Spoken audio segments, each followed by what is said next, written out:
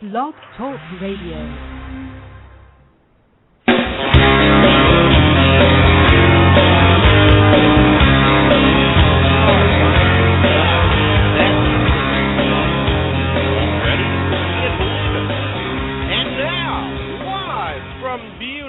Naples, Florida, it's the David Bowers Awards with your host, the David Bowers, and special guests, the band Court E, the lovely and talented Arika Kane, and this week we've got an incredible guest. I still can't believe it myself.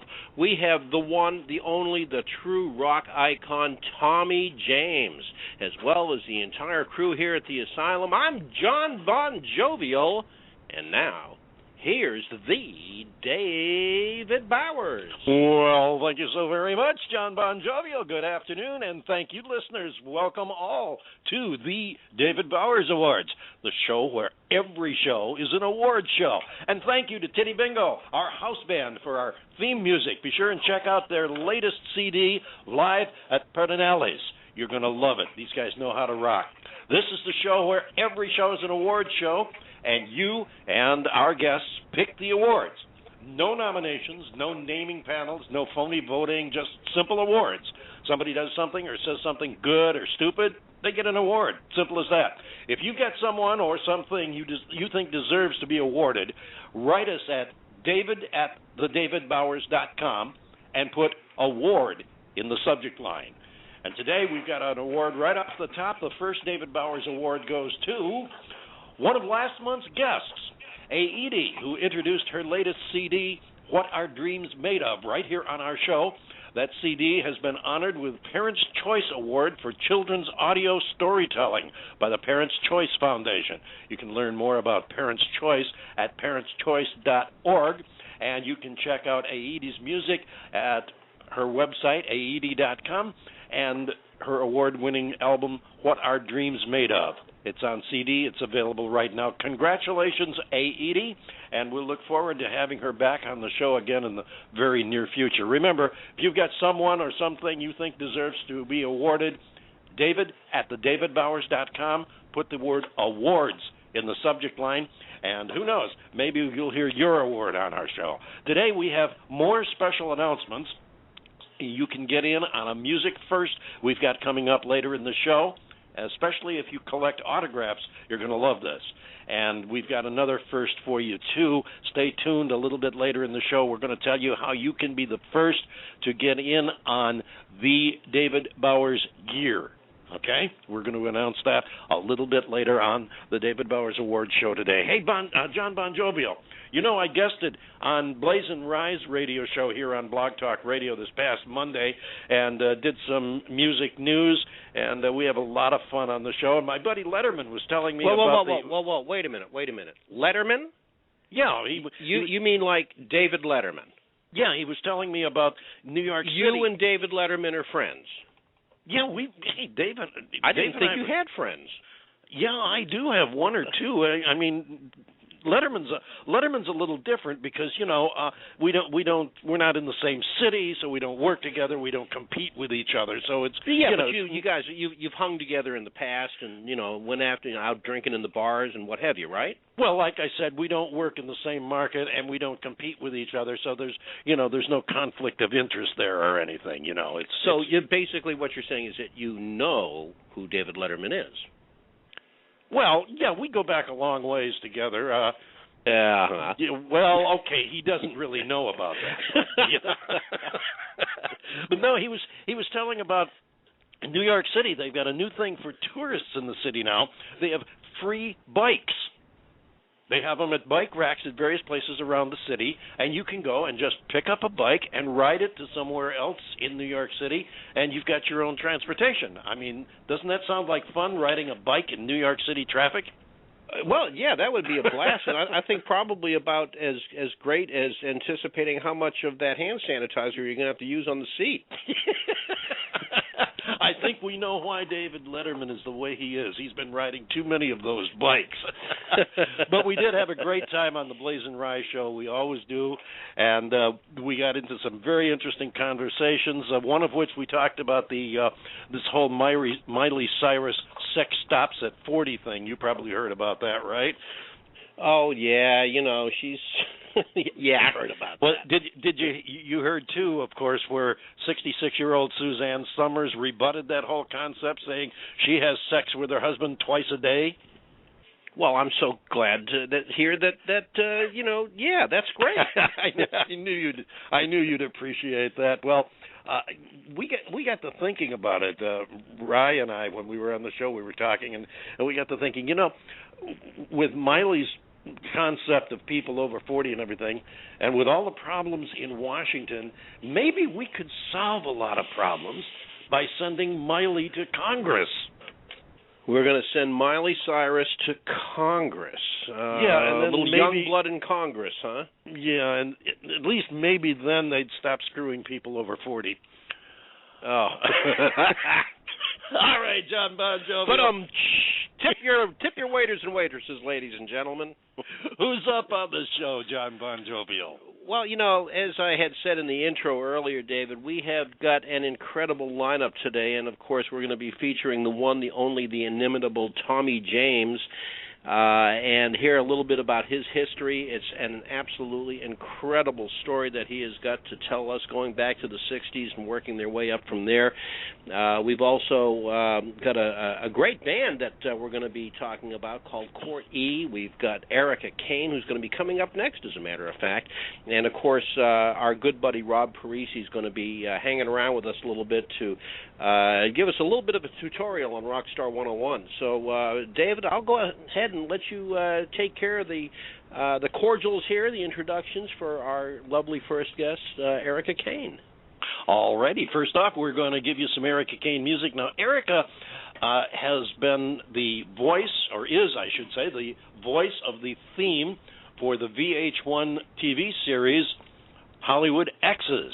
And that has brought her to the attention of a lot more people than knew about her before. But she is an extremely talented and versatile artist in her own right. And right now you're going to get to hear a little bit of Arika's music, and then we're going to talk with Arika. So here she is, Arika Kane. This is called Let It Go.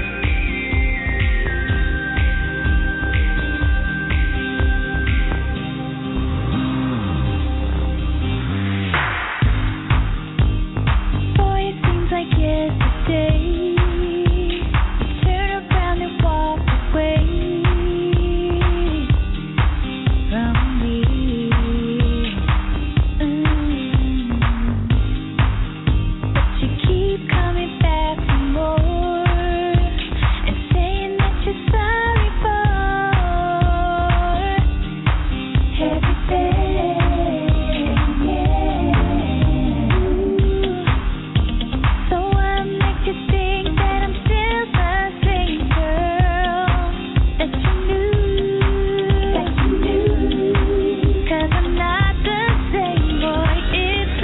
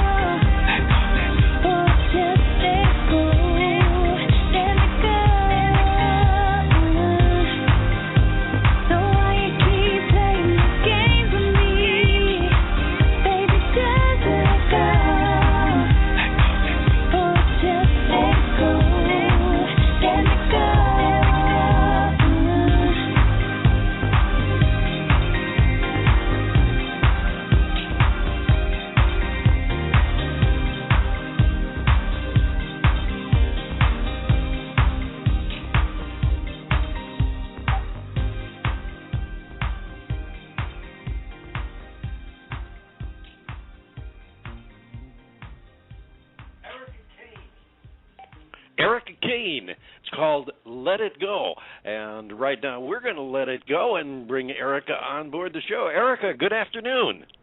Good afternoon, David and John. Thank you so much for having me on your awesome show.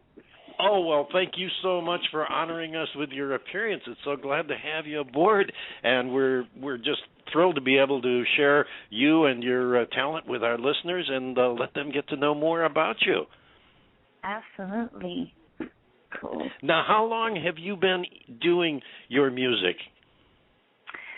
Well, I've been into music ever since I was a little girl, simply because my parents are musicians, and they worked 9-to-5 jobs to raise me and my brother, but music was always their passion. So on the weekends, they would travel and they would play in certain bands. My father's a songwriter, so I got a little bit of the originality influence from him. And as I grew up, it just became something. It was a companion in my life, and I felt, why not make a career out of it? Everybody else is doing it, and why can't I? So. Absolutely. And before we go any further, I want to take, since this is our awards show, I want to give you an opportunity to make your award to whomever or whatever you'd like to honor with your award today. Wow. Well, there could be lots of awards. I'd like to give an award to Sinead O'Connor, actually. Okay. She's really doing a lot, speaking out on the major concerns of the music industry. Let aside what's going on with Miley Cyrus. I'm an independent artist, so I deal with a lot of the struggles in the industry, and I see, I really observe what they're doing with these artists, and so my award goes to her. Fantastic. Yeah, you can definitely say, again, she's speaking out. She is definitely an outspoken artist, and well, she's been around for so many years, and she has taken on some controversial projects, but also some very, very worthy charitable projects, and she really truly is an artist. Yeah, and she definitely will speak out. Right, and I feel like there's an urgency right now for the people and the fans to become aware of what's really going on. So that's why I say that. Well, I have to agree with you, and that's something that anybody who knows me knows that I have stressed for forever, the fact that we have to, as people as well as Americans, we have to do more than take an interest and complain about things in our lives.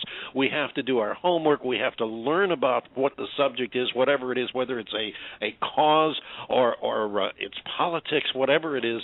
You got to learn about what it is, find out the truth about it, and not be afraid to stand up and believe it. Or rather, say what you believe. And yes, I think that's very important. Now we're gonna take this right from the top, because you have exploded onto the scene by virtue of doing the theme for the VH1 series Hollywood Exes. And the first thing I think our listeners would like to know before we even get into the background is, how did you manage to pull that off? Well, it was a combination of creating really good music and people acknowledging it. We actually were contacted from the creative department from VH1 who knew about my music, and they were really interested in using it to a pretty large capacity. I've had 37 placements of my songs on VH1 since then, so it's just been remarkable. It was definitely really good luck on my side, and once they put the theme song for Hollywood Exes, a lot of things took off from there, so I'm definitely grateful for that. Oh, I'm sure that helped open a lot of doors for you. And you brought out a couple of very good points there. One of the things that we try to do on this show, and of course we do have a lot of the name talents, much of whom is contracted to labels and everything, but we do a lot of emphasis on emerging, upcoming, and indie talent. As a matter of fact, we have another indie rock band that's just starting out that's going to be on the show in a little bit that does some very neat rock music that I think people are going to love. But you brought out the point that, first thing you said was good music. And that's a key, something we've talked about so many times. The artist today, if you're going to make it, you've got to know the entire business. You can't know just how to play your instrument. There's a lot more to it than just getting up on stage and belting out of tune. And good music is a basic part of it, and you've got to know how to make the good music. And then, of course, the rest of it, you've got to know how to market it, how to get it out there, how to meet the right people. And that's why we have a feature we call Rockstar 101, where we go into this and we have industry experts every week talk about what it takes. But you brought out some very good points there in being a dedicated artist, working at your craft, because it is more than just playing music. And it's obviously worked for you. As you said, it's definitely opened a lot of doors for you, and I bet it's a thrilling experience. Now, did you get to go and work with the people from Hollywood Exes? No, I've talked to them. I've interacted with a bunch of the ladies on the show, and I'm going to probably be maybe performing at some of their events that they have, but I haven't yet. But I'm definitely going to link up with them. And I'm excited because I heard that there's a possibility they may take the show to different cities and have Hollywood Exes Atlanta or Hollywood Exes Miami. Wow. And they're going to continue to use my song, which is remarkable, so right. Keep my fingers crossed. Absolutely. Now, one quick question. We also have a question in the chat room. John Bon Jovial is telling me. But one follow-up question to what you just said. Is there any chance that Arika Kane might appear on the show? Well, we're actually working on that. We're trying to make that happen. So again, let's keep our fingers crossed. But we are in the middle of trying to make that happen for sure.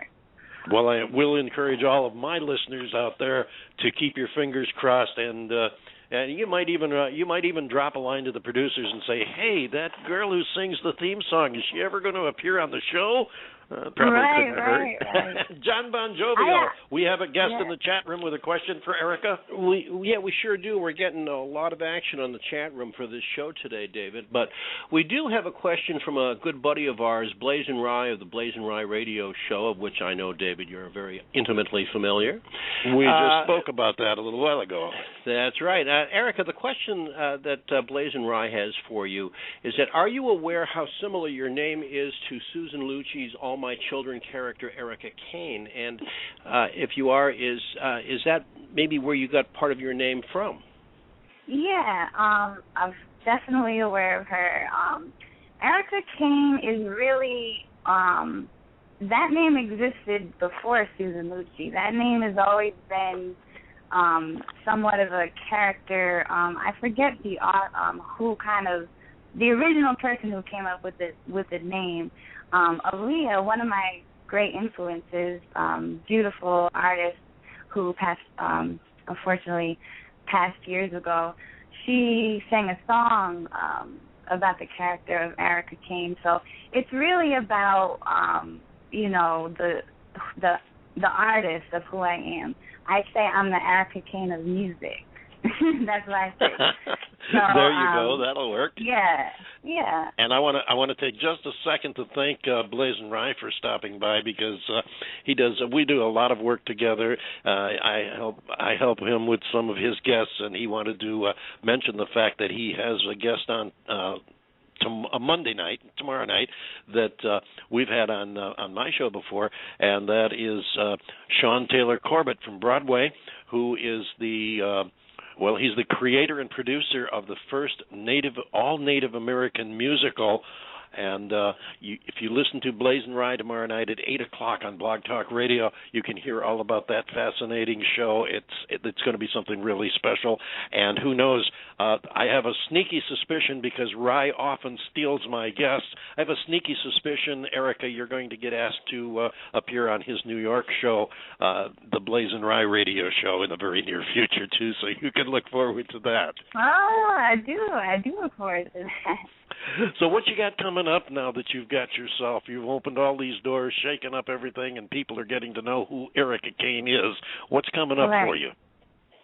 Well, I was fortunate enough to do a lot of performing this year. I performed at the House of Blues in New York City 2 times. I headlined and I opened up for Tevin Campbell, and I also did a show in my home state, Connecticut, at the big venue here called Toad's Place. So I've gotten my performance juices flowing. I'm definitely ready to tour.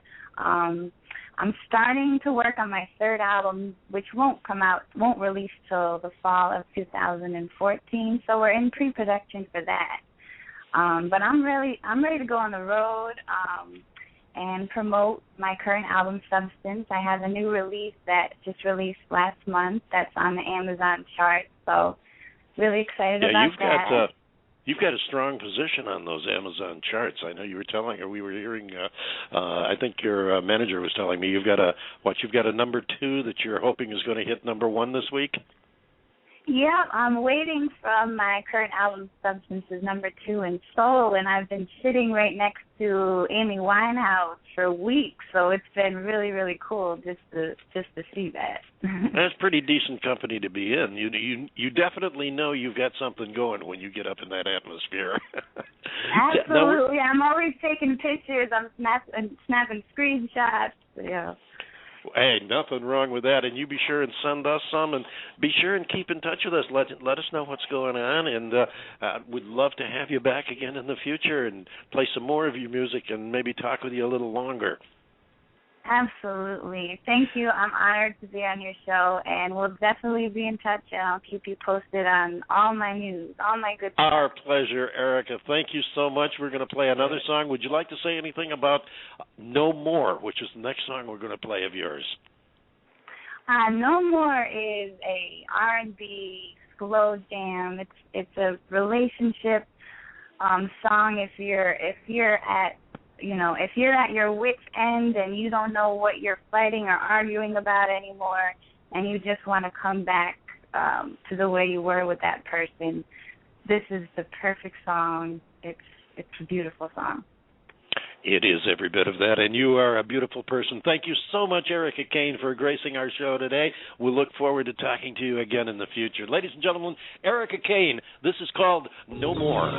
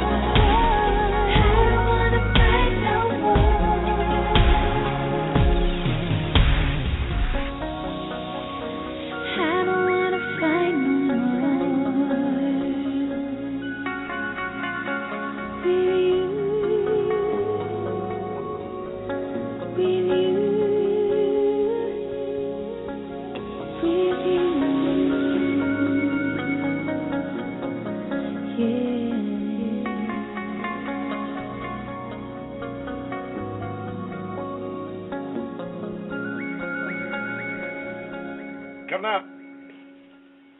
Arika Kane.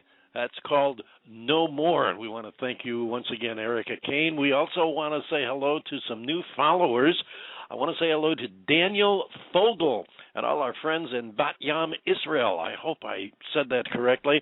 Shalom to our friends in Israel. Thank you for joining us. Hello to everyone in the chat room. Let's see, Thishya is with us.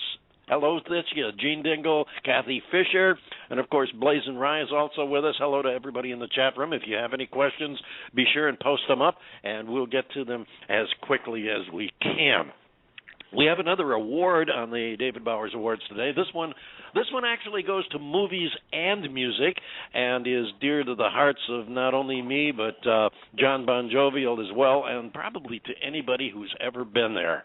The home of all those westerns we grew up watching in the 50s, and a lot more movies like Tremors, Star Trek, Star Wars, and, well, way too many to mention here. This is the weekend of the Lone Pine Film Festival. It's a 3-day event saluting 100 years or more of movie making in the shadow of Mount Whitney in Lone Pine, California. It is God's country. It is beautiful there. You're an hour away from some of the best trout fishing in the world, and it's about 4 hours northeast of Los Angeles on the way up to Bishop in the Mammoth Ski area. It's about an hour and a half, 2 hours west of Death Valley, and if you ever get a chance to go up into that country, it is absolutely worth the trip.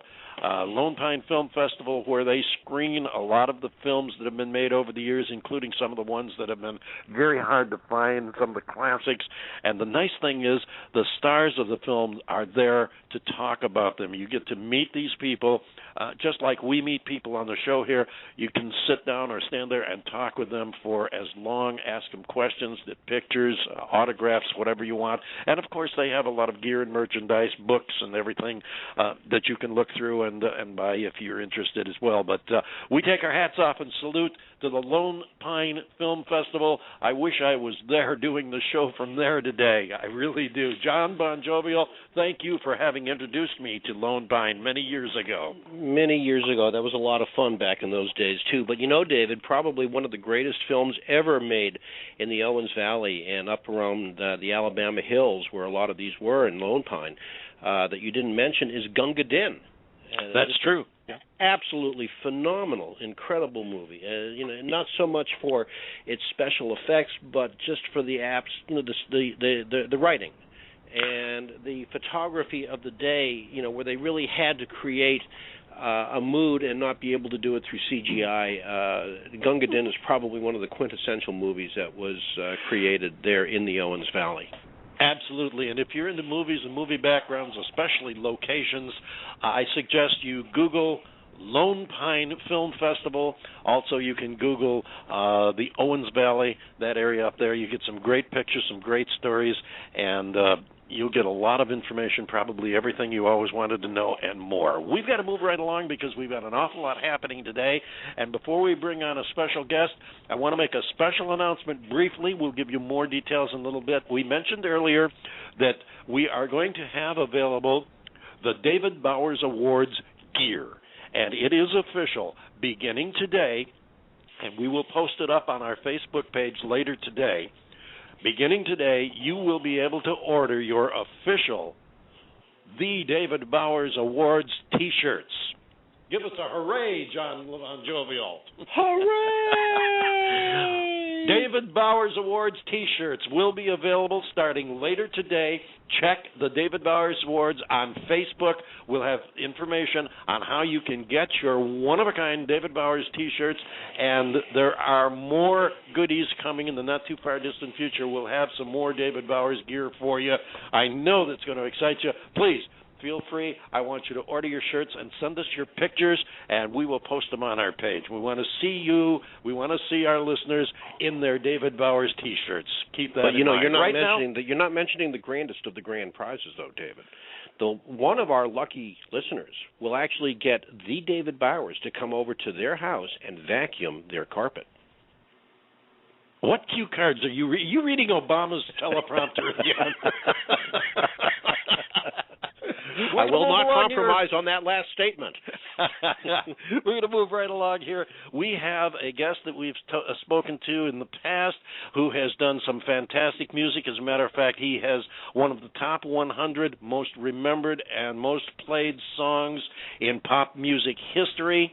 He is doing something a little bit different now. In addition to his music, he has got a new project, and he's going to come on here and tell us about it. So, ladies and gentlemen, welcome back, Rob, Play That Funky Music, White Boy Parisi. Rob, welcome aboard. Hi, it's nice to be here. How you doing? Doing just fine, and always glad to have you drop by. How are things up there in the Tampa, St. Petersburg Bay Area? It's a beautiful day, my gosh. The only thing is the Steelers are playing today. That's the only thing that can go bad. But other than my that, God. Are they playing now? They're playing now. They're winning. But, well, listen. This is one of those years, We don't want to keep you away from the game. No, believe me. I'm telling you, you're not keeping me away from too much this year. Okay, well, good. Now, I understand from what you were telling me, and I'm going to let you explain to the listeners. I understand from what you're telling me, you're kind of backing off for the actual performing and playing the music, and you're doing it more for your enjoyment now than for anything, and you have a new project that you're working on. Yeah, I stopped actually releasing any product. The last thing I had, it did pretty well on the charts, and it's a good time for me to think about backing off and retiring. But what we've done is we started a scholarship fund for the high school kids in my home area, Indian Creek High School. It's the Rob Parisi Scholarship Fund, and that's what we have. We put. Actually, they named the longest street in town after me in my hometown not too long ago. Then they had a dinner in my honor, and we started a scholarship fund and endowment fund. And we're going to in the future we're going to have concerts, and we're going to have fundraising situations for that. But I'm going to devote most of my time to just trying to help people back in my hometown area and the high school. That's one high school. We're going to try to get all the high schools involved in the future. But all my musician friends are going to get together and help. They've all said that they want to be involved, and I think that's great. I appreciate that. That is absolutely fantastic. And as you know, we try to promote indie musicians and up-and-coming artists on the show here. And when I hear someone who has actually made it and has made it to the top of the heap and is actually turning around and paying it forward to future Americans, whether they're musical or not. I mean, let's face it, some people get into music, decide it's not their career, and go into something totally different. But just the fact that they have the opportunity to try and that you're helping them have that opportunity is a tremendous thing, and I'm proud to know you and happy to hear what you're doing. Well, thank you so much. But you know what? I always say that, I wouldn't be anywhere and I wouldn't have got anywhere if it wasn't for people. And a lot of people forget that. You can't forget who got you to where you're at. And that, to me, has always been something that I was raised. My parents were like that. They always kept me grounded. And, this is what we're trying to do, just pass the torch along. Even to young musicians that come along, I'm trying to tell them, it's nice to be important, but it's more important to be nice and just keep your feet on the ground. Remember who got you where you're at, Absolutely. And again, thank you so much for sharing that with us, and congratulations on actually doing it. And I know your hometown is not only proud, they're thankful to have someone like you as what we used to refer to as a favorite son. I'm really happy. We did make a note of it. We saluted you on the day of your celebration back there in Mingo Junction, and we mentioned on the show that we were doing that day that you were having a big thing up there, and how we tried to get you to shoehorn some time for us, but you were entirely too busy, and everybody appreciates it. It was crazy that day. It was crazy that whole weekend, I'm telling you. It was nuts the whole weekend. I didn't have a minute to spare, honest to gosh. Yeah, well, I've seen some of the pictures and seen the videos, and that band that did play that funky music did one hell of a job for you. They did. That's the high school band. That's what I'm saying. That's one of the great things about that place and the people there. They really, They're the best. I love them. So we're going to do what we can to just try to help the area and all the musicians that come from the area and just keep it alive, Fantastic. Will you be sure and keep in touch with us? Let us know what's going on. And when will you be? Do you know when you'll be awarding your first scholarship? No, but we have we put $5,000 into it. My fiance and myself, and we have other donations so far. So I think we're a little bit over 7, 8, maybe 10 grand. We're going to try to raise some more, and next summer I'm going to come back and we're going to do some concerts and things to raise even more money. And if anybody's interested, you can get a hold of Fran Carency, and she's in Steubenville, Ohio. She's an attorney that's in charge of the scholarship fund. Her number is 740-284-8008. And she'll give you all the information that you need. And thanks in advance. Any help you can give us, we appreciate it. And we appreciate you coming by and sharing that with us. Be sure and keep us posted. Seriously, let us know what's going on, and we'll see what we can do to stir up more interest from our end here. Thank you so much for the opportunity. I really appreciate it. Oh, and thank you on behalf of us here at the David Bowers Awards and our listeners. And I'm sure I can say on behalf of your family and friends back in Mingo Junction, thank you so much. And again, congratulations, Rob. Thanks for sharing with us. Thank you very much. My pleasure. Bye-bye, Rob.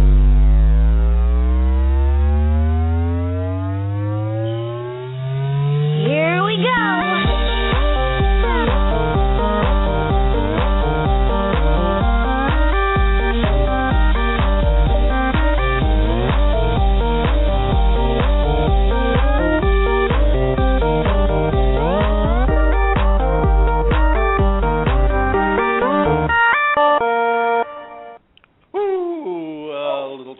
Transition music there from the artist known as Jafefa.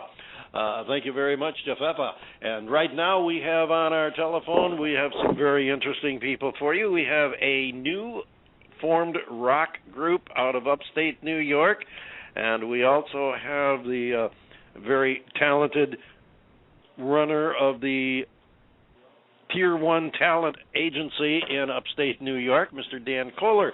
And we're going to bring on the band first because we want you to meet them, and we want you to hear one of their songs, which we have all queued up and ready to go. So without any further ado, let's bring on the band known as Court E. Hello there. Hi, guys. This is Dan from TierOneTalent. I'm here with Zach and Tristan from Court E. What's going on, David? Hey, Zach. You say Zach and Tristan? Yes, that's correct.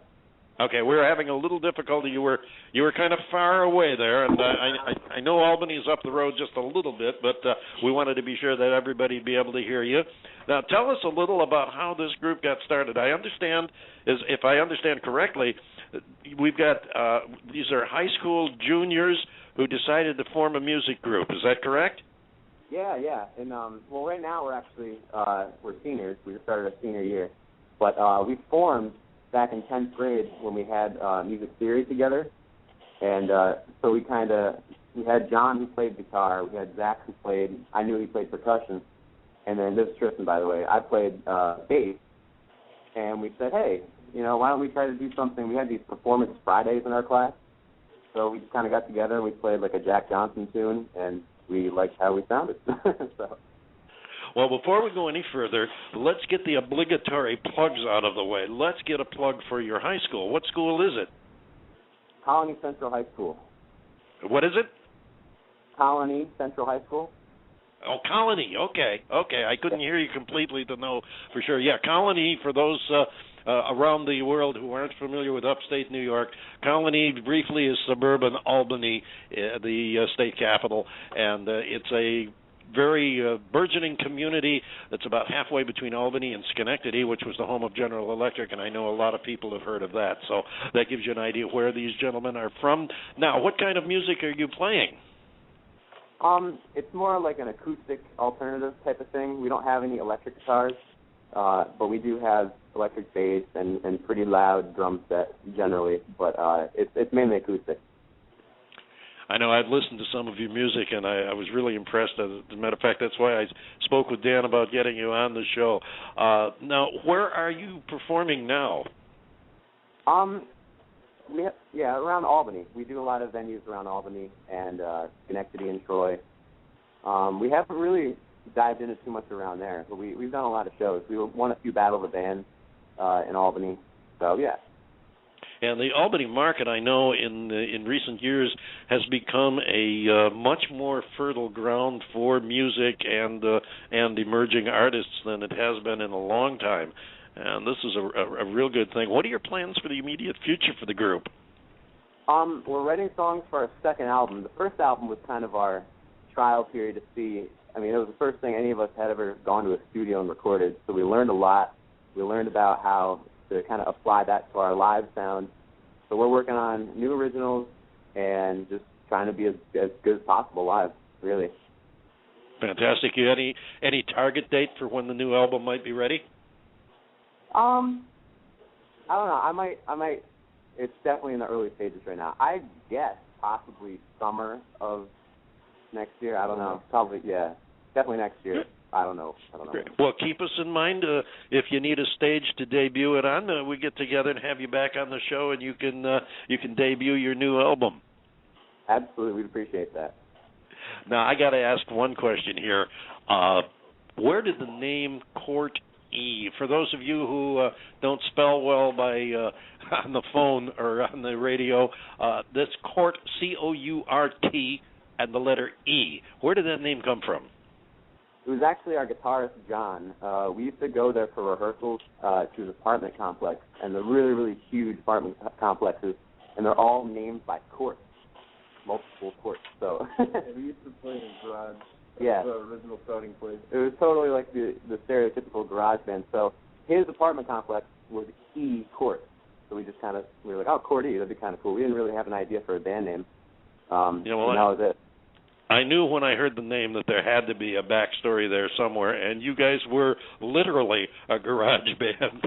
That's great. Hey, listen, some great acts have started out that way, going all the way back. I remember in the 1960s, Jan and Dean started in their garage with I think they had a 16-track recorder, and they overdubbed all their voices. And so there's a great history with garage bands. John Bon Jovial, you're sitting there awfully quiet. I know you must be pondering some question you'd like to ask these guys. Well, yeah, I'm just sitting here taking it all in and, thinking about the garage band aspect of it, an acoustic garage band. I really like the idea of that, but just, touching on what David just said, yes, some of the truly great bands got their start in a garage, and one that I can think of right off the top of my head were these four young lads from Liverpool, England, the Beatles.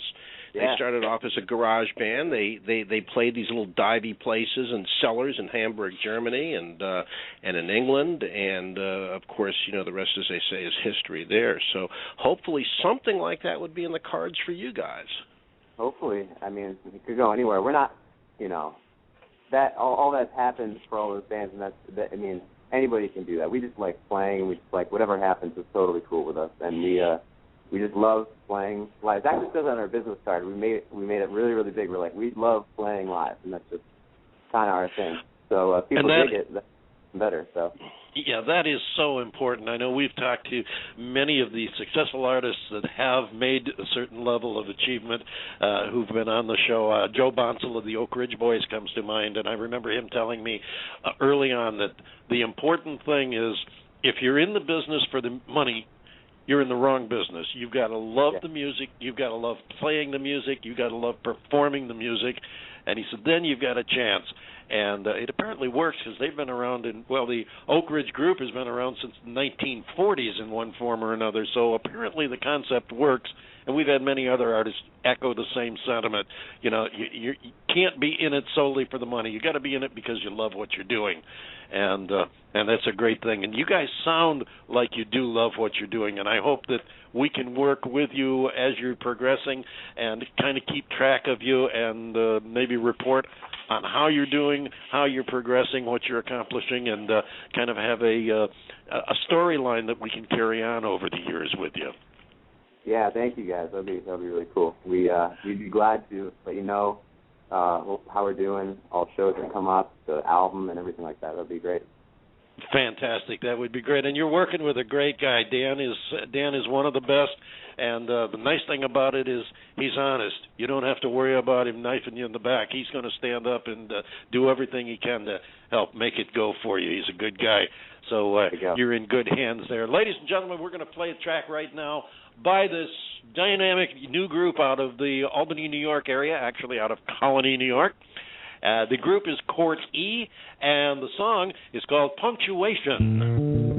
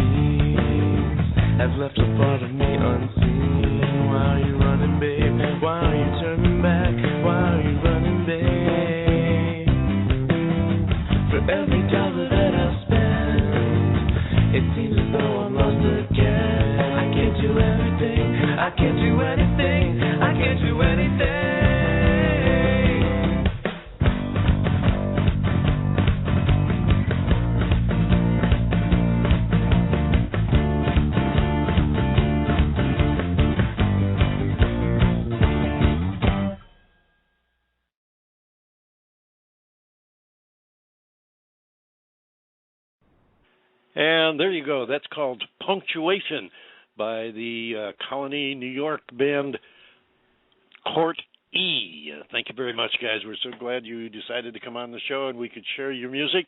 And right now we're going to bring back the man from TierOneTalent, Dan Kohler. Dan, welcome back. I'm back, David. Thanks for having us again. Thanks for bringing the guys from Court E. Oh, well, thank you for bringing them to us. We love to get good new talent and be able to share it with our listeners around the world. And we love the fact that you come on with some excellent advice, because we can tell all our listeners that are the ones that are interested in making it in the music world that here's their chance to get some free advice and pick a pro's brains and doesn't cost them a thing. What's our subject for today, Dan? Well, you know what? We go over the same thing. We keep talking about hard work, hard work, hard work, hard work. I want to sort of jump a little aside from that because you hit on something earlier about the money issue. Let's get down to the meat and potatoes, if you will. Does that sound like a good idea? That works for me. Lay it on us. All right. Well, here's the thing.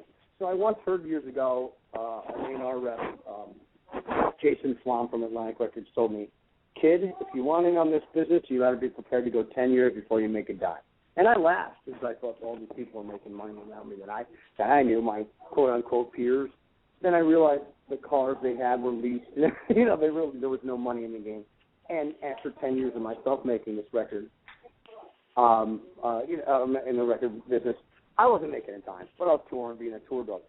There's really one key to success here. Don't never focus on the money, but yet, I tell everybody, be smart. Learn everything you can about the business. In other words, you can't just take it from a guy like me. And I know I probably shouldn't be saying this because people start to say, Monday morning quarterback or armchair quarterback, whatever you want to, whichever one you want to be. And they start second-guessing people like myself. But you need to know about the business of the business, how the revenue stream actually works, because, frankly, it's changed so drastically just in the last 5 years in the industry, so that, you need to be on top of things to make sure your people are staying on top of things. We've all heard about Sting getting ripped off for millions of dollars from his management. People say, how can that happen? Really easy, because when you're busy and you're touring, or you're busy in the studio just writing in your head, your nose is in your game, it doesn't take long for big publishing, big licensing money to just get nickel-dimed away. So I think that's the most important thing I can leave today, is to know the business of the business and how the revenue stream works.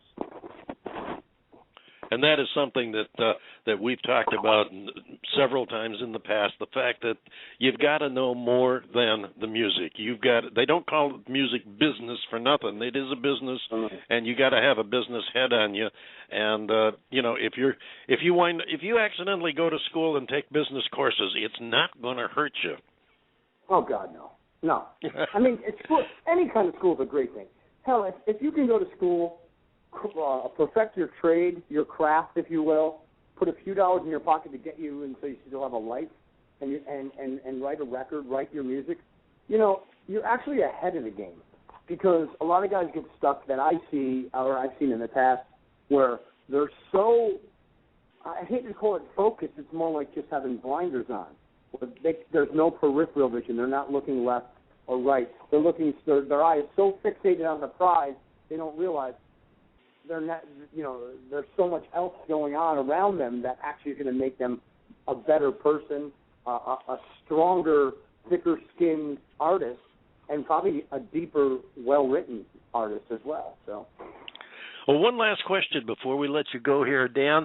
One of the points you made was about their people, getting the right people. And, of course, that follows, getting people you can trust. What's your advice to an upcoming artist in helping them pick the right people?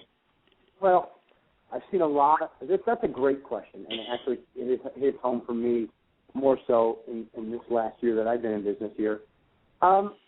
Choosing the right person that you want to work with as an artist that's going to represent you, that's going to work hard, has more about to do with work ethic and passion than it is about shiny cars and beautiful studios and frankly, big BS artists who can talk a great game.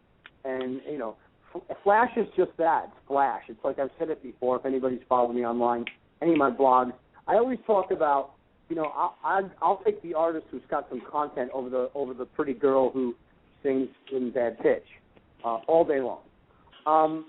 So I'd say, as an artist, look for somebody who doesn't really want anything from you early on, who's not saying, I need a retainer, or I need this, that, and the other thing, who's actually going to go out of their way.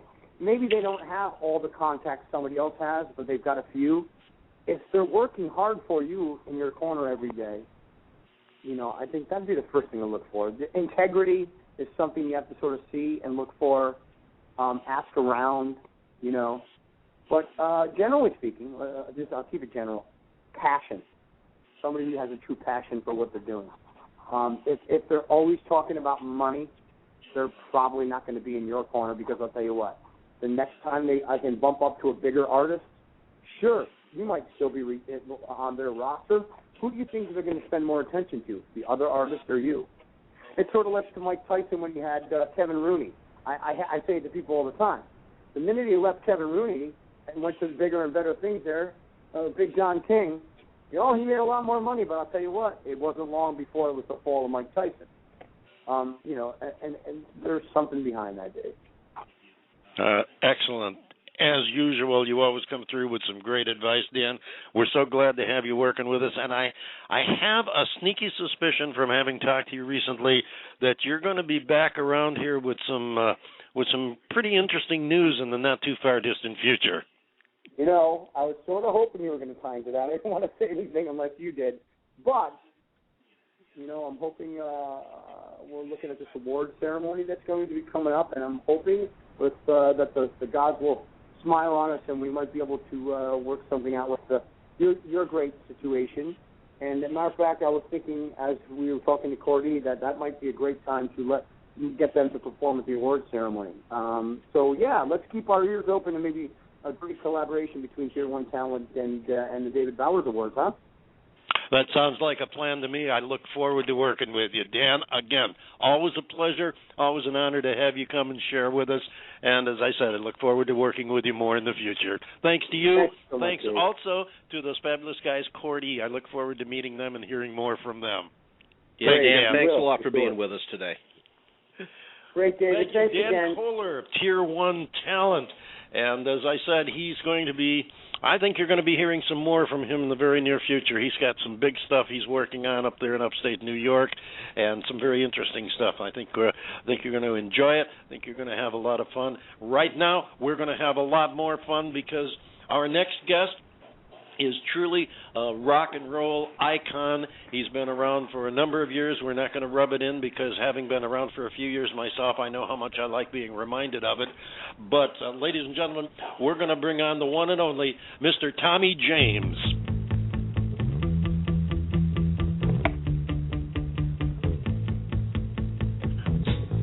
Children behave, that's what they say when we're together. Watch how you play. They don't understand, and so we're running just as fast as we can. Holding on to one another's hand, trying to get away into the night. And then you put your arms around me as we tumble to the ground, and then you say, I think we're alone now. There doesn't seem to be anyone around.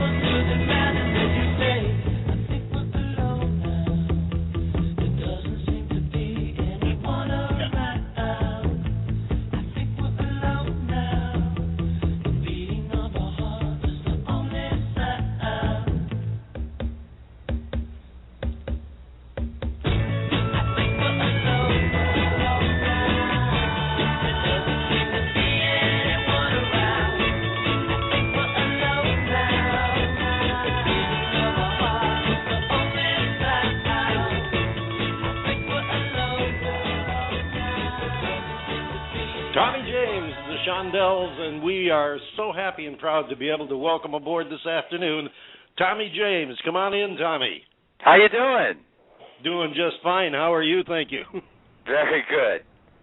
Fantastic. We had a reason for playing the song that we did to lead you in, which we will get to in just a couple of minutes. But again, I want to thank you for joining us this afternoon. And you have so much going on. It's really hard to know where to start. But first, we have to ask the obligatory question. Since this is the David Bowers Awards show, we have to find out if you have an award you'd like to give out this afternoon. Well, sure. Why not? Anything that any person or thing that you think you did something really great or something really stupid that you think deserves an award. Well, no, I'd have to say, truthfully, I'd have to say my manager, Carol Ross, who she's been with me now for 28 years, and I love her to death, and she has done my career a whole lot of good. So that's all I can say. Carol Ross is my awardee. Well, fantastic, and I can appreciate that from having worked with her in arranging for you to be with us this afternoon. She was most professional, courteous, followed up on everything. I didn't have to send her notes or call her and say, "Hey, what about this?" or "We need this or that." I mean, she was right on top of everything. She's really amazing. She started out, as an actress, and she was on Gunsmoke, and she was on Wild Wild West. And then she was an action dancer with Dick Clark on Where the Action Is. And then she got into the press, public relations, ended up being the head of PR at MCA Records. And what an amazing career she's had. So I'm really lucky to have her. Well, my partner, John Bon Jovial, partner and co-host here, just flashed that he'd like to ask you a question, and that was how the two of you connected. How did you get together? Well, after I actually played a concert at Madison Square Garden. This is like back in 1987, and she just kind of came as a fan and came back with my agent back into the dressing room, and we started to talk. And the next day, she started doing public relations for me, and then gradually she became my manager. So that's how long it's been. Fantastic, and it's great when you meet someone, and whether it's on a personal basis or a professional basis or whatever, but it just clicks. No, you're right. It doesn't happen. Yeah, you don't often. have to think about it and say, "Wow, should I be doing?" It just clicks. It's the right thing. You're absolutely right. Yeah, that's amazing. I commend you both on that. You were both blessed on that count. That's wonderful. And let's see, you have got, I want to get right to your book, because you have an amazing book out. For those of you who aren't familiar with it, Tommy has a book out called Me, the Mob, and the Music, which chronicles his history in the music business, especially as it relates to Roulette Records and the early years. Tommy, tell us the story about how you brushed with the mob, basically. Well, basically, my first hit record, Hanky Panky, sort of exploded unexpectedly out of Pittsburgh back in 1966, and it was such a freak thing because it was bootlegged, and they sold 80,000 of them in 10 days, and all of a sudden we're sitting at number one.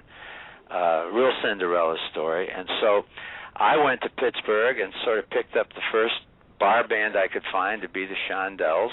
Couldn't put the original band back together, and went to New York and sold the master to Roulette Records after a series of bizarre events in New York, where the head of Roulette Records basically called up all the other record companies and said, "This is my record, back off."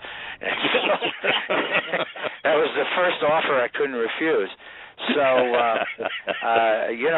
incrementally, when we signed with Roulette Records, we were apparently going to be with them, whether we liked it or not. And little by little, we learned what Roulette Records was all about. In addition to being a functioning independent record label, and a pretty good one because they had a lot of hits, they were also a front for the Genovese crime family in New York. And of course, we didn't know that when we signed. We learned it.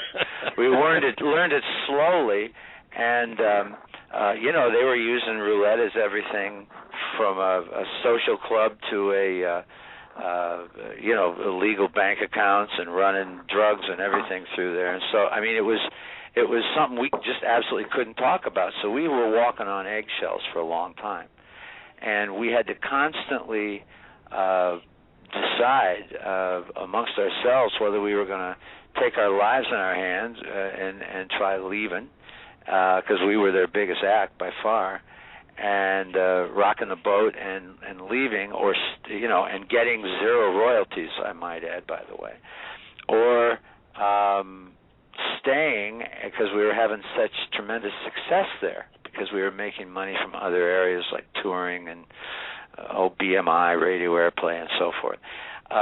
I think we ended up making the right decision by staying because I know we would have not had the kind of success we had at any of the other major corporate labels because especially with a record like Hanky Panky, I can tell you at CBS or RCA or any of the other labels that said yes, we would have gotten lost in the numbers and maybe been a one-hit wonder, and that would have been it. At Roulette, they actually needed us and left us alone and allowed us to sort of morph into whatever we could become. And as a result, we had complete creative control of our own career. So you sort of became like a free-form act with them. Correct. And wow. And so that is the premise of the book. And it's we couldn't talk about any of this, though, of course. And in fact, I was reluctant talking about it, writing the book. But we really Martin Fitzpatrick, my co-author, and I got about a third of the way through the book, and we were going to call it Crimson and Clover and have a nice music story about the studio and all that stuff. Sure. Well, we got about a third of the way through it and realized that if we don't tell the whole Roulette story, we're really cheating ourselves and everybody else. So we had to wait. I was real nervous finishing the thing because some of these guys were still walking around. So we had to basically wait until the last of them passed away, and then that happened in 2006, and actually December of 2005, and we felt at that point then we could finish the book. So we rewrote the book and told the truth about Roulette, and it took us about 3.5 years to actually get it all right and get all the facts straight and everybody's name spelled right. And then Simon & Schuster grabbed it immediately, and we were just thrilled because usually they do presidential memoirs and things like that. So we were really very flattered that they took a book. And then all of a sudden we started getting the calls for the movie rights and the Broadway rights. So it's going to be a film. It's going to be a movie within the next 2.5 years. So produced, I might add, by Barbara DeFina, who did Goodfellas and Casino and Hugo 2 years ago with Martin Scorsese. You got some good people connected with that. I'm glad you brought that up because I wanted to lead into the fact that you do have the workings, the groundwork laid out for both Broadway and for Hollywood. Right. So this is really quite amazing. I've never been an author before, and so this is just a very new venture for me, and I'm just amazed at the public's reaction to it. We're in our 7th printing now. Are you really? I have read the book, thank you very much, and it's a good read. It's a fun read. It's one of those books where you can enjoy it whether you're reading it because you like to read or because you're especially interested in the music, or if you're a Tommy James fan, or if you're a historical fan. For whatever reason, it's an easy read, and it's an enjoyable and interesting one. It keeps you hooked. Thank you. It's one. I know this is a cliche, but I'm going to say it anyway. It's one of those books you're going to start reading sometime when you've got the time to sit down and you're ready to read, and you're going to find 4 hours later you're still reading it and don't really want to put it down until you finish the next chapter. Oh, well, that's very good of you to say. It really is. Well, we tried to write it with a little humor, and it's 3 very different subjects sort of being covered in one book. And so even though it's an autobiography, we had to constantly edit ourselves, because for every story I wanted to tell, for every story we told, there was about 10 that we didn't have time for. So that's just, we're at the screenplay stage now, by the way, and it's going to be distributed by Universal. But right now, what's really interesting is that the screenplay is such a different way of telling the story than the book. The book, is sort of a narrative and tells you the facts of what happened. But the screenplay is actually told with dialogue and conversations between people. So it's a very different way of telling the same story, and I'm getting a real different staging. Yeah, yes. Yeah, definitely.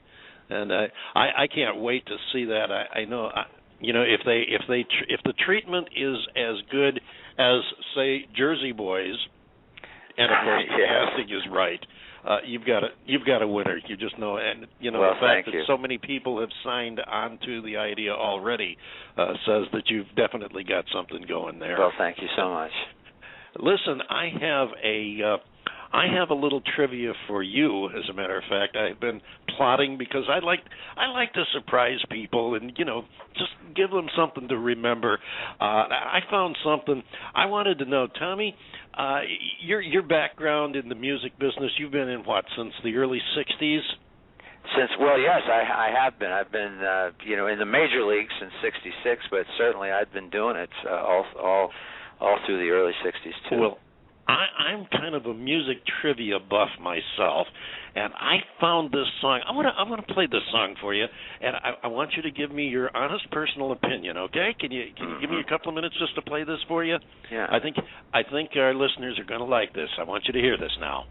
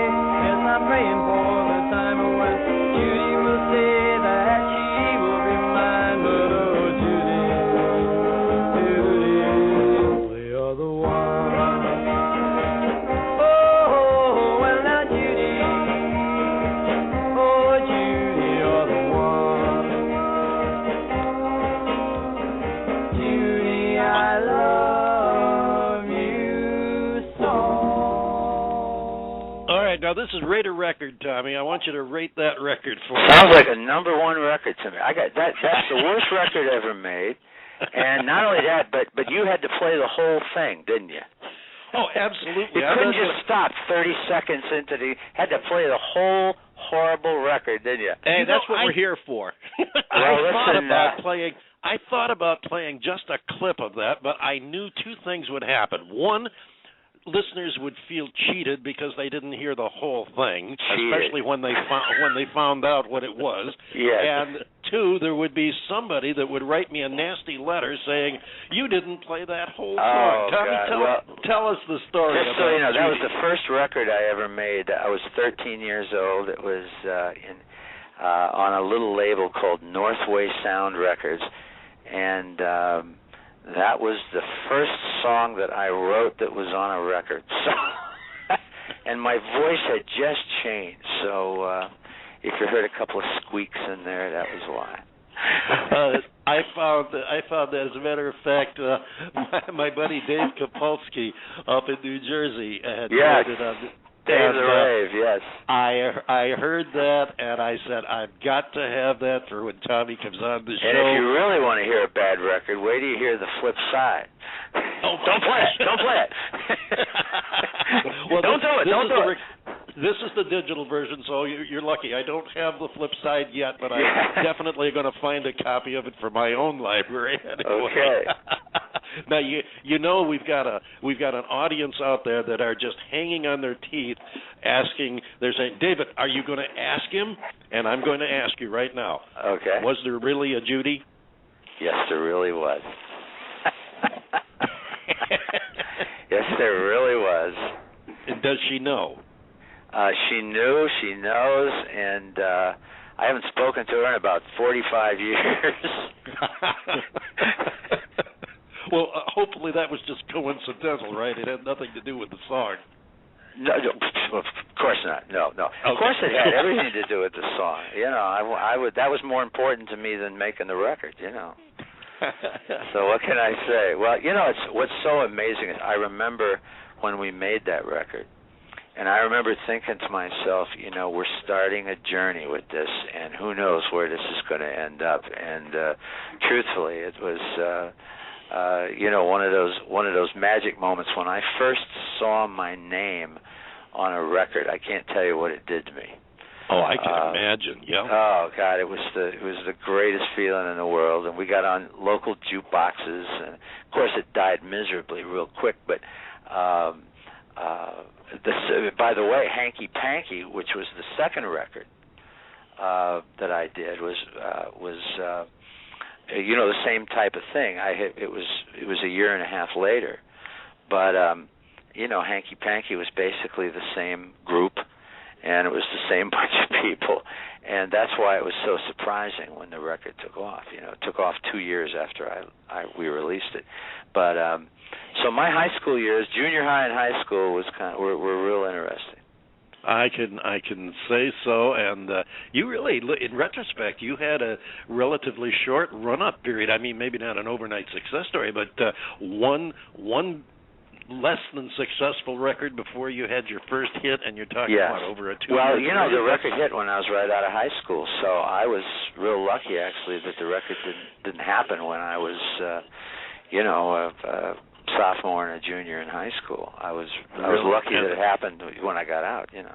And we just had, I don't know if you got a chance to listen or not, but we had just had a guest on before you that's three, they're high school seniors now from upstate New York in the Albany, New York area, who are at that point in their careers. They started in the middle of their sophomore year with a rock band doing, well, they do primarily acoustic rock, but very nice sound they have, and very professional, especially considering you're talking.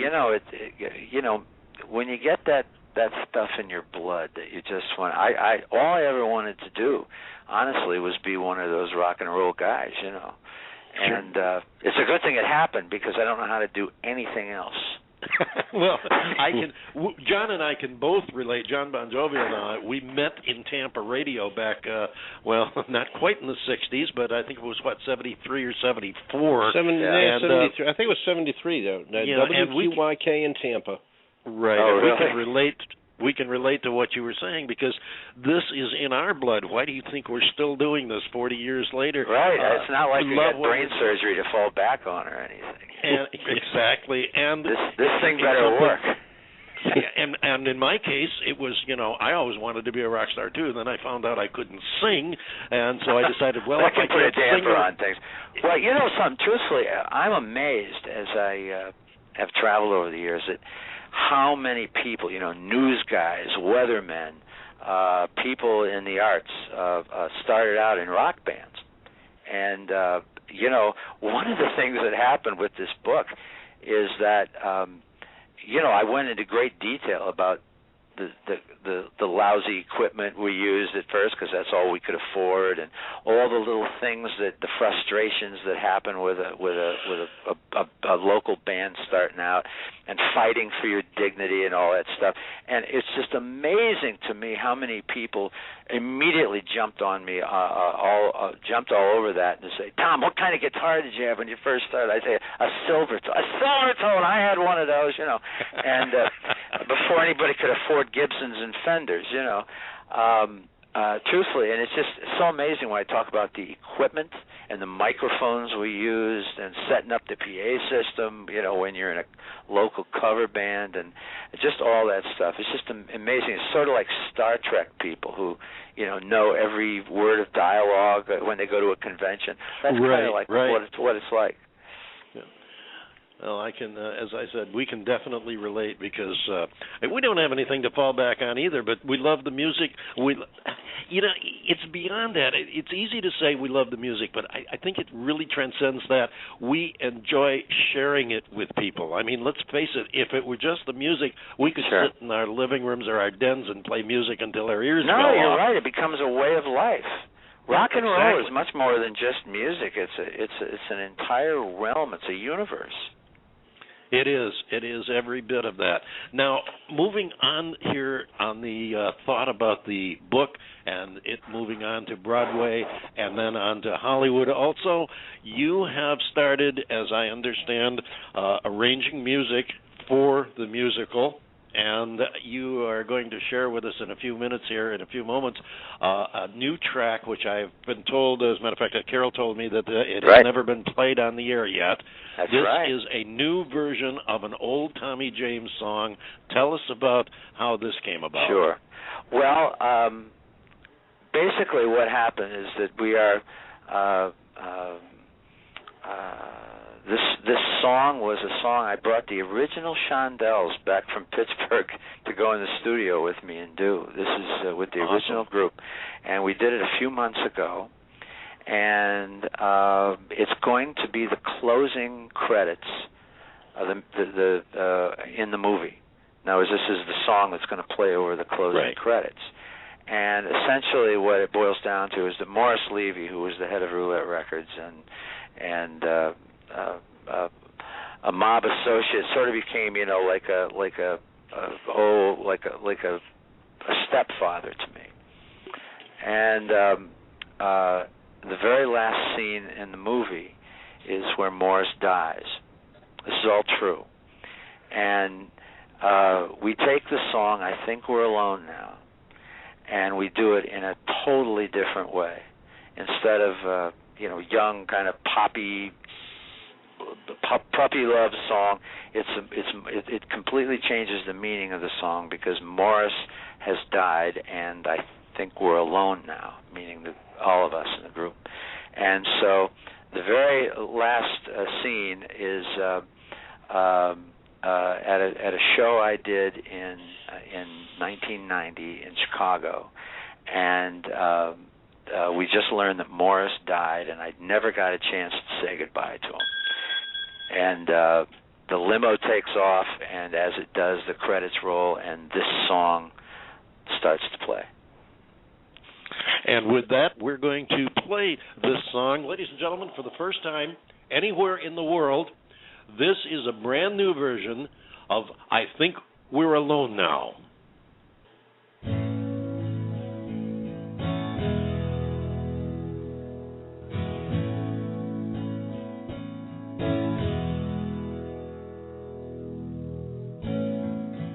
Children behave.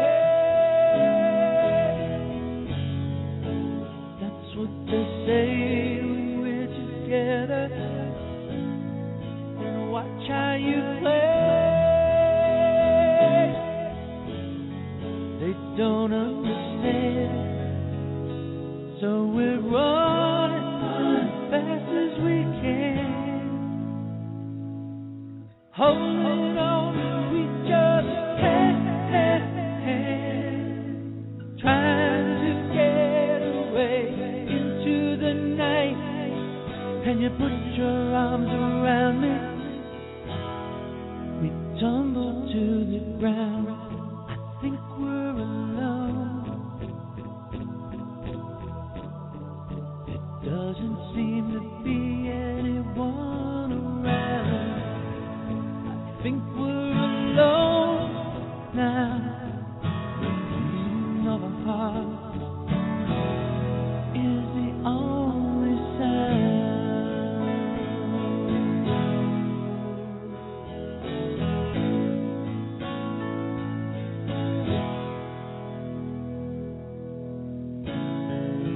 Look at the way we gotta hide.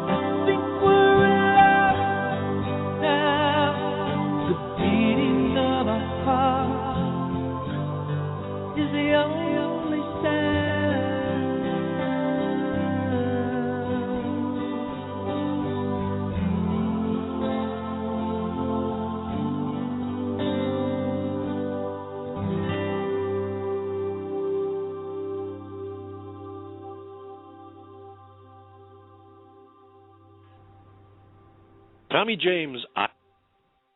Now, the 2013 version, which will be the theme under the closing credits of the movie. And Tommy, you brought up a very interesting point I want to follow up on here. Mm-hmm. You mentioned your relationship with Morris Levy. Now, Morris Levy was very high up in the Genovese family in New York City. He was definitely not an underling that you messed with. And at the same time, you and he became, you had a very close relationship, which is, it created quite a dichotomy. I mean, here's this figure whom most people would be totally in fear of, and at the same time, you two became very close. Well, it was a strange relationship. It really was. It was, love-hate relationship.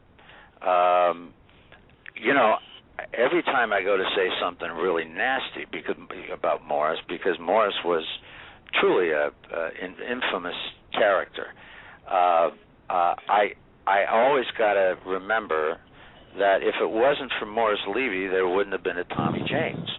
And that's a very strange position to be in. One of these days I got to ask the good Lord why he blessed me through these people. In such a strange way. Yes, and I truthfully, it's one of those things that I don't know the answer to, and other than it was a very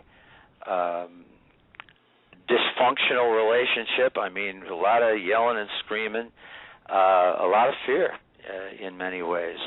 Things could have ended very badly. We were very lucky to get out of there in one piece. I try to do the story justice. I try to tell it like it really was, with all the characters involved. But it was one of those strange relationships that, hit kid from the Midwest, a New York thug, and it worked. I don't know. I don't know what the deal was. I'm going to ask someday. I can imagine it really had to play on your mind at times, because as a lot you said, of schizophrenic feelings about the whole thing. Absolutely. I mean, here you're at one time you're working for the man, so you have to have an employer-employee respect, right. And at the same time you're at times in total abject fear of the man. And at other times, you're looking at him almost as a surrogate father figure who's mentoring you in the business. Yeah, the whole thing is very strange, and it was nothing I'd ever want to go through again. But in some strange ways, I do miss the guy.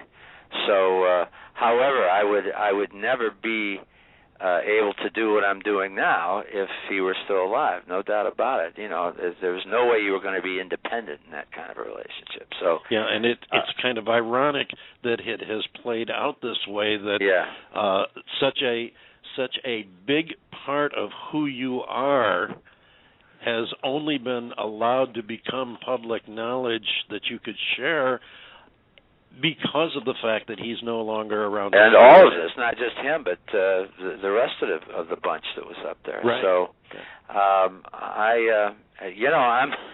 I'm thankful in a way, and I regret it in a way. I don't know. It's a real strange bunch of feelings I have about it. I can well imagine. Now, you're not only still recording new material, and I'm always impressed by the fact that you are still performing as a headliner. You're not performing just oldies shows, and I'm not putting down the groups and artists that do, because I love the oldie shows. There's a I know what place you're saying. for them. I know exactly what but the fact that you are still you're still mainstreaming. You're still a headliner and doing headline shows. Is fantastic, and I think it's a tremendous testament not only to you, but to your music as well. I mean, let's face it, you're doing your own material. You're not doing Sinatra's material, and that's. Well, thank you for saying so. And John Bon Jovial, you have a question also. Yeah, I do, Tommy. As far as your touring calendar, do you ever plan on getting down to Southwest Florida? Yes, we used to come down there often. Somehow in the last few years we haven't gotten down there as much. But yes, indeed, I love it down there, and Florida knows how to rock. That's all I can say. There's a lot of great fans down there. We get a lot of email and a lot of correspondence with Florida fans. And I would love to come down. I sure would. I have relatives down in West Palm, as a matter of fact. Oh, it's on the other side of the state from us. Yep. We're in Naples, which is down in southwest Florida. Right. And, it'd be great to have you come down to the Naples-Fort Myers area, and it'd be great to see you. I love it down there. I sure do. Tommy, you're not only still recording new material, but you're also, I'm told, mastering a lot on vinyl now. Well, you know what? We have our own label, Aura Records, AURA. Right. And we have a lot of product in the stores now. We have a new distribution deal with Allegro distributors who are international. And right now we have 3 products that we're working on. One is our DVD of our live show at the Bitter End in New York, and the CD and the DVD of that show. It's Tommy James Shondel's Live at the Bitter End. And then we have what we call our 40-year package, which is all of the singles, all 47 singles that we've released since Judy and Long Ponytail, by the way. 2 amazing CDs, yes. I might say. The 40 all years. 47 of them. And the Live at the Bitter End, that's another amazing CD. Thank you. The electricity that's in that is just tremendous. It was an amazing night. And then we have released our Christmas album. We actually released the CD in 2008, but this year, for the first time, we're putting it on vinyl. And, I haven't had my voice on vinyl in over 30 years, and it's a strange feeling. It's so great. I can't tell you how great it was to produce vinyl, to make vinyl. The idea of an A and a B side. It's such a different listening experience for the fan. How you gently take the vinyl piece out of the jacket, and exactly then you take it out of the sleeve and you grooves. Put it down on the turntable and gently put the needle down on and then you only hear half the album. Right. Then you got to get up and turn it over, and but the sound that comes off the disc is so alive. Yeah, exactly. So alive, exactly so the right different word. than a CD. Well, where it I remember disappears. when my wife and I were dating back in the early 70s. I'd get my records out and I'd get a very clean white cotton sock that I would use to clean it with. And it's such a different experience for the fan too, because even though CD overall sounds better, the vinyl is just so, hands-on. And I love vinyl. I'm a vinyl nut. So we put out I Love Christmas, the I Love Christmas album on vinyl this year. And we've got a great response to it already. So it's going to be, Amazon, Walmart, our website, TommyJames.com, everywhere you can get CDs, you can pretty much get the vinyl. And we're going to be playing a track from the Christmas album here at the end of the show. But okay, good. Yeah, absolutely got to do that. As a matter of fact, I'd love to play a bunch of tracks, and I introduced John Bon Jovial to your 40 Years album, which he has grabbed and locked his. I can't say that I've grabbed it. As soon as you gave it to us, my wife grabbed it, and I haven't seen it since. But she tells me it's really excellent. By the way, I'm going to be on Sirius Radio tomorrow at noon I did a show up there called Tommy James, my favorite 45s. And it's going to be on 60s on 6 on Sirius tomorrow at noon, if you don't mind me getting that little plug in there. Oh, absolutely. Go for it. And we're going to be doing a YouTube channel. This is really interesting. YouTube, the people at YouTube came to me a few weeks ago and asked me if I would do a Tommy James channel. And it's sort of like doing a little mini TV show. Right. And so what it boils down to is little 5 to 8 minute vignettes we put up every week or two of us in the studio and hearing music, and you're able to download stuff, from and stream, and it's so great because it means we'll be able to release new material now on YouTube, which is really going to be great. And so that's going to start after the first of the year. Well, while we're slipping in personal plugs and personal thoughts and come down to see me in my town, to heck with the rest of Florida, while we're slipping all those in, let me just interject one thing. If you, in your dealings with Sirius Radio, if you ever happen to run across Bill Rock of Elvis Radio on there, you be sure and give him my best. I haven't talked to Bill. I will do that. I did an interview for the Elvis Channel not too long ago. Yeah, Bill was my boss. Bill was my boss back in the day. Oh, you're kidding. Back at WTRY in Troy back in the early 70s. I know Troy. I know TRY. I was there just before I came to Florida. I'll be darned.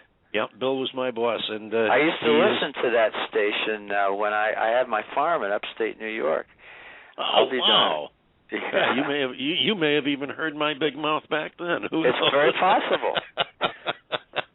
Yeah, I wasn't there very long. I was at a station in Schenectady. We were an oldies before the oldies format really became famous. We were an oldies station, WSNY, and I was there for about 4 years, sandwiched around my my 20-year hitch, my 2 years in the Army, and then I was at WTRY, and then I migrated to Florida after that. So there's more than you have been around the block a couple of times. Yeah, right. I think I was put away wet too, but that goes without saying.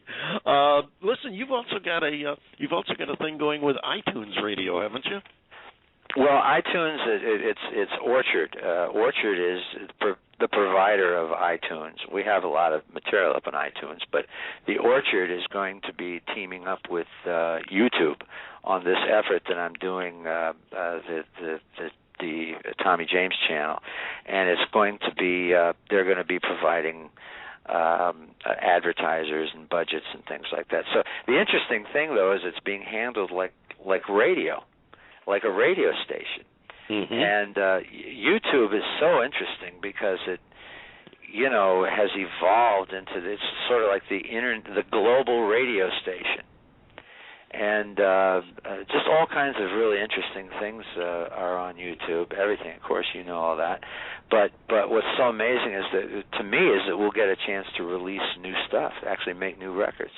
That is tremendous. That's outstanding, and the fact that you're still releasing new music is great. I'm really happy to see that.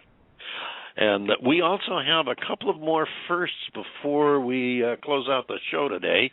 And one of them I wanted to bring up right now because I talked to Carol, and she and you were both amenable to working along and being a first on the David Bowers Show. We're going to introduce something that's it's kind of halfway new. It's not something unheard of, but I know of nobody that is really doing it on a regular basis, and we're going to try it and see what the reaction is. We call them audiographs. What we're doing is we're going to have our guests on the show. We're going to pick a winner each week, and we're going to give away an audiograph from our guest. And what an audiograph is, for those of you who collect autographs, okay, we figure since this is the technological age and we are an audio medium, why not take the autograph and make it an audiograph? So we're going to ask a question, and to make it fair to everybody so the people in the chat room don't have an advantage over the people on the phones or the people who are listening and not on the phone or in the chat room, we're going to give everybody a fair shake. Here's how it works. We're going to ask you a question in just a couple of seconds here when I get through rambling. And we're going to ask you a question about Tommy James' interview here today. And you're going to, if you want to win a free audiograph from Tommy James, you post up your answer on Facebook. This way, everybody in the world will get to see who comes up with the first answer correctly. Whoever posts the correct answer first, we will get in touch with you and get your name and email, and we will forward that to Tommy. And Tommy will record for you an autograph just as he would if he were meeting you in person and writing one. So get ready for that. We're going to ask the question. I guess now is as good a time as any, isn't it, Tommy? I think so. Okay. Our question for the day, and we're going to make it a real tough one here now. We've only mentioned this about 15 times, so listen closely. First person to answer this on the David Bowers Awards Facebook page is going to get a free audiograph from Tommy James. The question is, what is the name of Tommy James' book? Get busy. Post up your answer. What is the name of Tommy James' book on the David Bowers Award Facebook page? We'll find the winner in a little bit. It'll be after the show before we get to do that. But we'll find the winner. We'll get in touch with you. We'll get your information forwarded on to Tommy, and you will get an audiograph from Tommy James. So go for it. What is the name of Tommy's book? And Tommy, yes. Back to you. You have one other. Yeah, we have time for a quickie here. There's a quick story I know that I was really intrigued when I heard. How did the tune Mirage come about? Oh, yeah. You did your homework. Yeah, well, you know, Mirage was the follow-up to I Think We're Alone Now. And we back in 1967, and this was just after we had recorded the final version, mixed the final version of I Think We're Alone Now. We went over to Bo Gentry, one of the producers on the record, went over to his apartment in New York, and we were listening to it. And we had a 7.5 IPS inches per second tape, reel to reel, that we were listening to. And I don't know if you remember reel to reels, but if you got it on upside down, it played backwards. Right. Exactly, yes. So we accidentally had it on upside down, and we played it, and we're listening to that, and we're looking at each other, and we said, you know, that's not bad. That's not a bad chord progression. And we started listening to it, and the chord progression was real interesting because it was, I Think We're Alone Now, in reverse. And don't you know, Bo and Richie went off and wrote it, and it became Mirage, our next single. That's a true story. You worked with Bo and Richie for a long time. Long time. And they've both passed away now, but these were great friends of mine, and I was very lucky to find them when I did, because at Roulette, you know, they really weren't much help to me. When I first got up to Roulette, I remember going into Morris's office and thinking some nice grown-up is going to sort of walk me through this. Yeah, what's coming next? Dream on. Yeah, right. And instead, I get, so what's next? And I'm going, yes, I'm working on some things. Of course, I had nothing. Yeah. And so I was very lucky that Bo and Richie came along right at that moment and sort of created that bridge between not knowing what to come with next and me when I started to produce the group. So the next several records, half dozen records, came from Bo and Richie, beginning with I Think We're Alone Now. That's amazing stuff. You have so many amazing stories. We could probably spend the entire afternoon with you. I wish we could. One other question I wanted to get in here, and that is because some wise person at one time made the comment, imitation is the sincerest form of flattery. Mm-hmm. If that's the case, you have been highly flattered because your songs have been covered by a who's who of artists. I know R.E.M., Prince, for just a couple. How do you like other people's interpretations? I'm very flattered by it. I'm very honored and very flattered when somebody thinks a quick way to a hit record is to do one of our old songs. I really, it amazes me, and I'm always really intrigued by how another artist interprets your music. I'll never forget one night I'm having dinner with a friend of mine in New York, and I'm listening, and through they had the soft music playing in the background, and I'm hearing all of a sudden, on violins, I'm hearing plink, plink, plink, plink, plink, plink, plink, plink, plink, and I'm going, what is that? It sounds familiar. And all of a sudden I realized that's Moni Moni being played by the Boston Pops. Right. Yeah. I couldn't believe it. You're kidding me. And doing it with violins and cellos, and so it's always fascinating listening to somebody else do your song. Well, John Bon Jovi and I were until we thought better of it, we were thinking about getting we played the original version of I Think We're Alone Now when we brought you on, and we were thinking about getting the karaoke version of Moni Moni. And starting that off and just going, here he comes now, it's Tommy. But then we thought, we really didn't want to hear the dogs howling in the background either. I'm not sure about that one. No, and every time I used to sing in the shower until every time I sang the water stopped, so I gave that up a long time ago. Yeah. Tommy, it has been an absolute pleasure having you on the show thank today. you. I really have enjoyed it, and you obviously did your homework and asked all the great questions. Oh, well, I've been listening to your music for more years than I care to remember now. I mean, I've been listening to it as long as you've been making it. So there, that says it all. That puts a frame on it. We're going to leave with one more first for Tommy James. Tommy James is going to be the first Christmas song ever played on the David Bowers Awards. You heard him mention his Christmas album, which is available now, and now available on vinyl also. And we're going to play a track. Tommy, tell us about the title track, I Love Christmas. Sure. Well, I Love Christmas was a song that, strangely enough, I never wrote down with a pen and paper. It was been circling in my head for many, many years. And I finally got in the studio with it, and we put it out several years ago, and then decided to do a whole album of Christmas music, which I had never done. And this was the first, and it ended up on about 3,000 radio stations over the last 2-3 years, and we're just real proud of this one. I recorded it with Jimmy Wisner, my cohort that I've been making records with for 40 years now, and it's called I Love Christmas, and I hope you dig it. And here it is. Tommy, thank you once again ever so much. Look forward to having you back on the show in the near future. My pleasure. Thank you so much. Thank you, Tommy. Thank you so much. Here's Tommy James and I Love Christmas.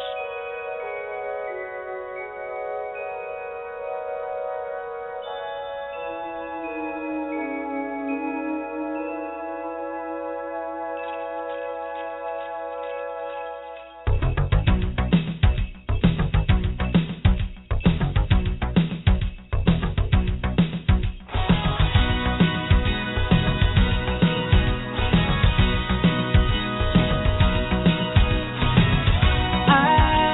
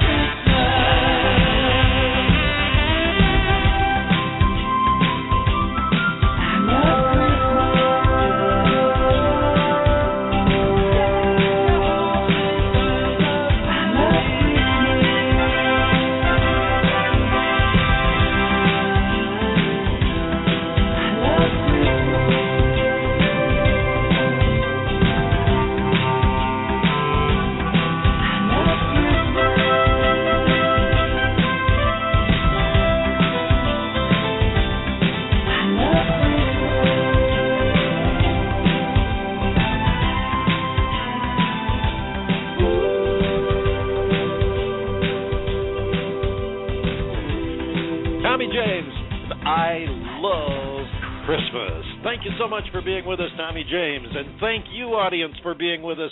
We love you. We'll look forward to having you here next month. Here's John Bon Jovial to tell you what to expect. You betcha. Thank you, David. The David Bowers Awards is produced by The David Bowers for Stick It In Your Ear Productions from the studios of Computer Help USA in beautiful Naples, Florida. It's available for free on download from Blog Talk Radio and iTunes. Be sure to click the follow link on our Blog Talk Radio page and get reminders of our upcoming shows. Be sure to like The David Bowers on Facebook and follow us on Twitter. Be sure to join us for the David Bowers Awards Sunday, November 10th, 2 p.m. Eastern, and that is 11 a.m. Pacific, when our guests will include not one, but two lovely ladies, the incomparable Gina Zavalis and breakout Native American newcomer Brianna Lee Pruitt. And Bobby Brown Jr. That's right. Plus, we'll have special Rockstar 101 professor for the new indie music internet radio BFM. Be here for this one. So until then, for the David Bowers and all of us inmates here at the asylum, this is John Bon Jovial saying thank you for joining us. Have a wonderful month ahead, and we'll see you next time from beautiful Naples, Florida, and the David Bowers Awards.